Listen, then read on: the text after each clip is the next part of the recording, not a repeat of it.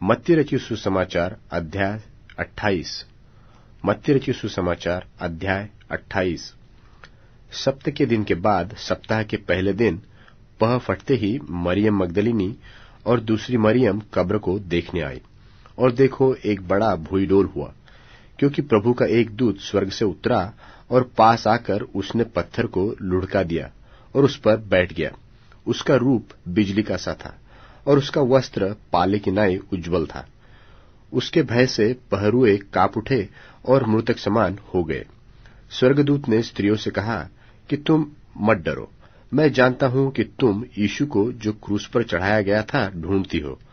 वह यहाँ नहीं है, परंतु अपने वचन के अनुसार जी उठा है। आओ, यह स्थान देखो जहाँ प्रभु पड़ा था, और शीघ्र जाकर उसके चेलों से कहो कि वह मृतकों में से जी उठा है, और देखो वह तुमसे पहले गलील को जाता है, वहां उसका दर्शन पाओगे। देखो, मैंने तुमसे कह दिया। और वे भय और बड़े आनंद के साथ कब्र से शीघ्र लौटकर उसके चेलों को समाचार देने के लिए दौड़ गई। और देखो, यीशु उन्हें मिला और कहा, सलाम। और उन्होंने पास आकर और उसके पांव पकड़कर उसको दंडवत किया। तब यीशु ने उनसे कहा, मत डरो, मेरे भाइयों से जाकर कहो कि गलील को चले जाए, वहां मुझे देखेंगे।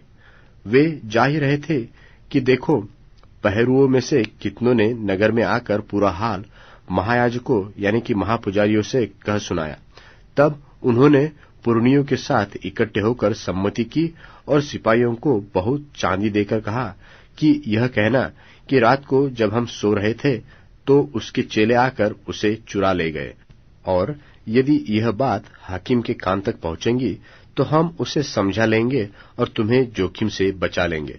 सो उन्होंने रुपए लेकर जैसा सिखाए गए थे वैसा ही किया, और यह बात आज तक यहूदियों में प्रचलित है।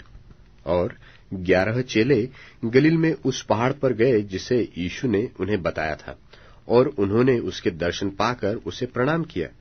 पर किसी किसी को संदेह हुआ। यीशु ने उनके पास आकर कहा कि स्वर्ग और पृथ्वी का सारा अधिकार मुझे दिया गया है, इसलिए तुम जाकर सब जातियों के लोगों को चेला बनाओ और उन्हें पिता और पुत्र और पवित्र आत्मा के नाम से बपतिस्मा दो, और उन्हें सब बातें जो मैंने तुम्हें आज्ञा दी है मानना सिखाओ। और देखो, मैं जगत के अंत तक सदैव तुम्हारे संग हूं।